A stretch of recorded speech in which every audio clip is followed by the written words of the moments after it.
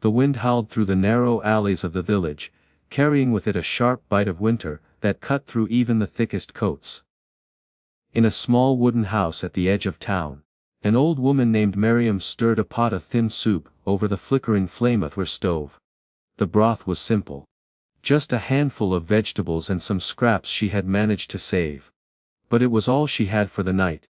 Outside, the streets were nearly empty, the snow crunching under the feet of the rare passerby, who hurried home to warmth and family. But in the shadows of a crumbling stone wall, two small figures huddled together. They were children. A boy no older than 10 and a girl perhaps 8, both wrapped in clothes too thin to fight the winter chill. Their cheeks were pale, their lips trembling, and their small hands rubbed together desperately for warmth. The boy tried to put on a brave face, holding his sister close. "Don't worry," he whispered, though his voice shook. "I'll find us something, just hold on." But inside, he felt the same hunger clawing at his stomach, the same hopelessness pressing down on his chest. They had been wandering for days, sleeping wherever they could, begging for scraps. Most people turned away, pretending not to hear. Through the frosted window of Miriam's house, the faint glow of firelight spilled out onto the street. The girl tugged on her brother's sleeve, her voice weak. "Do you smell that soup?" Her brother hesitated. He hated begging, hated lowering himself again, but her eyes, big, tearful, and so tired, broke his resolve. Slowly, he led her toward the little house. Miriam was just setting down her ladle when she heard a soft knock on the door. Surprised, she shuffled across the creaky floor and opened it. What she saw made her heart ache. 2 children, thin as sticks, shivering with wide, desperate eyes. Please, ma'am." The boy stammered, lowering his gaze. Do you have anything to eat?" For a moment, Miriam froze. She herself had barely enough. The soup was supposed to last her 2 nights. Her hands trembled as she looked back at the pot, then at the children's hollow faces. A small smile softened her tired features. "Come in, little ones," she said gently. "The cold out there will swallow you whole." The children exchanged a glance, as though unsure if they could trust this stranger, but the warmth in her voice was enough. They stepped inside, their bodies relaxing the moment the heat from the stove touched their frozen skin. Miriam quickly set out 2 old bowls and filled them generously with soup, giving the children more than she saved for herself. The boy stared at it, almost disbelieving, before whispering, "Thank you." His sister's eyes shone as she clutched the bowl, sipping slowly, as though afraid it might disappear. Miriam watched them quietly, her heart swelling. She knew what hunger looked like.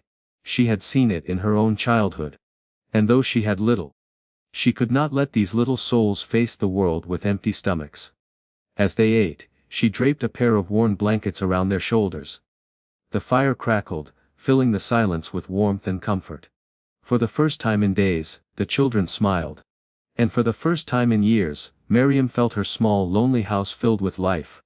The soup was finished far too quickly, though the children savored every spoonful as if it were the finest meal in the world. Miriam quietly refilled their bowls, even though she knew it meant she would go hungry later. She couldn't bear the thought of them leaving still unsatisfied. When their hunger finally eased, the boy sat up straighter, his cheeks a little less pale now, his eyes carrying a spark of life. He glanced at his sister, then at Miriam, as though struggling to find the right words. "You saved us tonight," he said in a low voice. We haven't eaten since yesterday morning."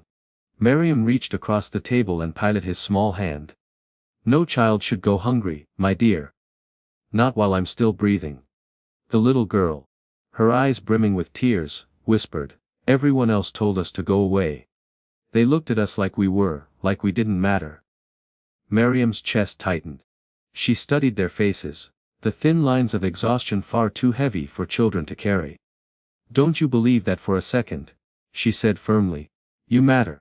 You matter more than gold or riches." For the first time, the girl allowed herself a small smile. They talked for a while longer. The boy told her his name was Amir and his sister was Nadia. Their parents had died of an illness months ago, and they had been drifting from place to place since. Miriam listened with tears in her eyes, wishing she had more to offer. When the hour grew late, she realized she couldn't keep them there forever. Her house was too small, her means too limited. But her heart ached at the thought of sending them back into the cold. She walked to her cupboard, where she kept a small basket of bread, hard and stale from days past, but still edible. Carefully, she wrapped 2 pieces in cloth and slipped them into Nadia's pocket. "Take this with you," she said softly. "It's not much, but it might help tomorrow." And Nadia helped her tightly, her tiny arms warm despite her thinness. Amir, standing nearby, tried to hide his tears but failed. Before they left, Miriam knelt so her eyes were level with theirs. She spoke slowly, as if planting something deep in their hearts. "Listen to me, children. Life will not always be kind.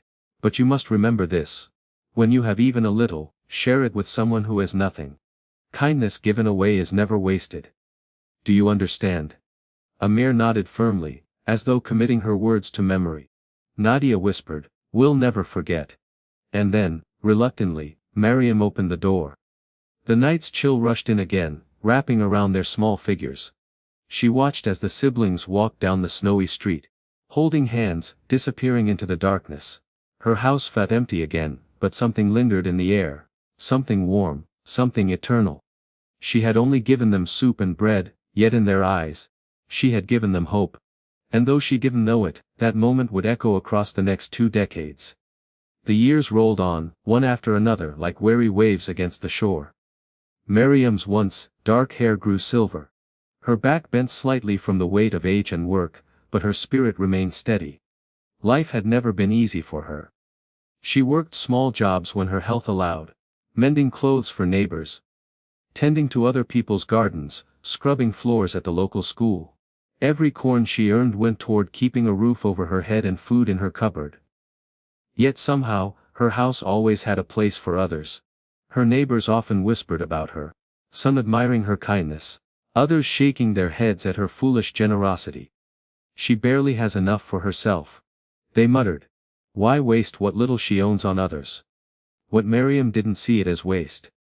When the widow next door fell ill, she carried bowls of broth to her bedside. When the children down the street had no shoes, she quietly stitched together an old pair of her own and left them by their door. Even stray cats and dogs knew her house. Creatures would often gather by her steps, waiting for scraps, and she always obliged. Even if it meant she went without. On quiet evenings, when the sun dipped behind the hills, Miriam would sit by the window and stare out into the fading light. She often wondered about Amir and Nadia, the 2 orphans who had once knocked on her door. Had they survived? Had life been kinder to them than it had been to her? She prayed so, though she knew she might never know the answer. Her own life was marked by solitude. She had never married, never had children of her own. Sometimes, loneliness pressed on her heart like the heavy winter fog. Yet, even in her solitude, she found purpose in giving. There were nights when she went to bed with her stomach aching from hunger, but she would pull the blanket tight and whisper to herself, "At least someone else was fed tonight." Years turned into decades.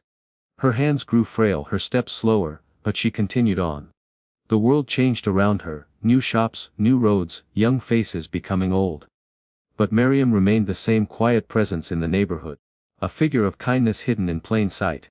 And yet, beneath it all, a question lingered in her heart: had the world forgotten her?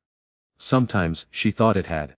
Sometimes, she wondered if all her small acts had vanished into the void, unnoticed and unremembered. But she never stopped giving. Because giving was not something she did for recognition. It was who she was. What she could never have imagined was that the seeds she had planted long ago, the soup, the bread, the words spoken to 2 trembling children, had taken root. Far away, unseen. They had grown into something far greater than she could dream. And soon they would return to her doorstep. It was an ordinary morning. The air was crisp, the sky painted in soft strokes of gray. And Miriam was sitting by her window with a cup of weak tea cradled in her hands. Her joints ached, and her body was tired, but her spirit, though weary, remained calm. She had grown used to days passing without surprise. The neighborhood was alive with its usual rhythm. Children ran off to school with their laughter echoing down the street, shopkeepers rolled up their shutters, and neighbors exchanged greetings as they hung laundry on the line. Miriam, as always, observed quietly, blending into the background of a world that seemed to move on without her. But then, something unusual happened. The sound of an engine broke the calm, low and steady, not like the rattling cars that usually passed through the neighborhood. Heads turned as a sleek, black luxury car, polished to perfection, slowly rolled down the narrow street.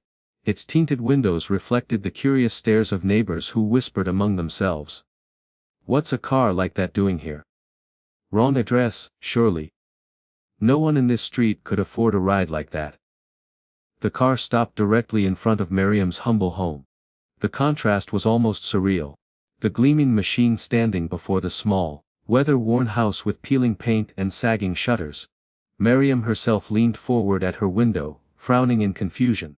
She had never seen anything like it so close. The driver stepped out first, dressed in a neat black suit, and hurried to open the back door. From within, two well-dressed figures emerged. A tall man in his 30s and a graceful woman just slightly younger. Their clothes were elegant, their posture confident, their presence commanding. The neighbors gasped. "They must be important people," someone whispered. But Miriam only blinked, unsure what to make of it. She set her cup down carefully, her hands trembling slightly, and moved to the door just as the knock came. Firm, yet respectful, she opened it slowly. "Yes," she asked, her voice uncertain. The moment her eyes met theirs, everything seemed to stop. The man and woman stood frozen for a heartbeat. And then, without hesitation, they both lowered themselves to their knees right there on her doorstep. "Mama Miriam," the man said, his voice thick with emotion. The old woman's breath caught in her throat. Her heart skipped. She studied their faces, searching for something familiar beneath the polish and wealth. And then it struck her, those eyes. The same wide, pleading eyes she had once seen on a hungry boy and his little sister decades ago. Her hand flew to her mouth. "Amir, Nadia," she whispered, tears welling instantly. The man, Amir, nodded, his voice breaking. "Yes. Mama. It's us. Do you remember the night you gave two starving children a bowl of soup? The night you gave us warmth when the world gave us nothing?" Miriam's knees almost buckled. She reached out, her trembling fingers brushing his cheek as if to confirm he was real. "My children, you survived. You grew." Nadia took her hands gently, her eyes shining with tears. "We didn't just survive, Mama. We lived. Because of you. That night, you didn't just feed our bodies, you gave us hope. You told us to share kindness, no matter how little we had. Those words stayed with us. They became our guiding light." By now, a small crowd had gathered around, neighbors standing in silence, watching the astonishing scene unfold. Many had known Miriam as the poor old woman who lived alone. None had expected to see strangers in fine clothes kneeling before her, calling her Mama. Amir gestured to the car. "We have come back for you. To honor you. To give you what you gave us, a chance to live with dignity." Miriam shook her head, overwhelmed. "But I only gave you soup, just soup." Amir smiled through his tears. "To you it was just soup. To us, it was salvation." The neighbors, unable to hold back, wiped their eyes quietly. The street that had so often dismissed Miriam as just another poor, aging woman now saw her in a different light. And Miriam. She stood on her doorstep, her tears falling freely, her heart swelling with a joy she hadn't felt in years. The kindness she thought the world had forgotten had come back to her. Grand and unexpected. Wrapped in gratitude and love. Miriam's hands trembled as she stood between Amir and Nadia, the children she had once fed. Now grown into accomplished adults. The air around her buzzed with emotion, and she felt as though she were dreaming. She had expected her twilight years to be spent in quiet solitude. But fate had written something far greater for her. Amir rose from his feet and pulled a small velvet box from his coat pocket. He opened it to reveal a set of gleaming keys. "These are for you, Mama," he said softly. "Wa bought a house for you. Not just a house, but a home filled with warmth, care and love. You'll never live in one again." Miriam shook her head, her tears falling freely. "A house. For me. No. No, I could never accept such a gift." But Nadia took her hands, pressing them gently. "Mama, you must. It's not a gift, it's our duty. Without you, Amir and I would have been lost forever. You planted a seed of hope in us, and we watered it with your words, your kindness. Everything we've become is because of that night in your little kitchen." The crowd of neighbors murmured in awe. People who had once doubted Miriam's selflessness, now stood in humbled silence, some weeping openly. They had seen her give when she had nothing. Now they saw her kindness return to her 100-fold. The driver stepped forward respectfully, offering to help Miriam toward the car. But Amir quickly waved him aside. Instead, he and Nadia each took one of Miriam's arms, steadying her as though she were the most precious treasure they had ever carried. Together, they led her toward the waiting luxury car. As she settled into the soft leather seat, Miriam could hardly believe her surroundings. Her fingers ran over the polished wood paneling, her eyes wide as a child's. "It feels like I've stepped into another world," she whispered. Amir smiled, his eyes warm. "This is only the beginning.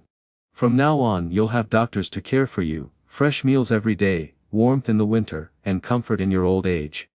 You'll never be alone again, Mama." Nadia leaned close, her voice tender. "And most of all, you'll have us. Not as strangers, not as guests. As your children. You gave us that place in your heart long ago, and now we're giving you your place in ours." At those words, Miriam's heart broke open with joy. For years she had wondered if her life's quiet sacrifices had mattered. For years she had prayed not to be forgotten. And now here she was, embraced as family by the very souls she had once saved with nothing more than soup, bread, and love. As the car pulled away, the neighbors stood at the roadside waving goodbye. Many whispered to one another, their voices thick with emotion. "She gave when she had nothing," one said. "And now, see how it's returned to her," another added. Miriam looked out the window, her eyes glistening, and whispered a prayer of gratitude. She had never sought reward, never dreamed of recognition.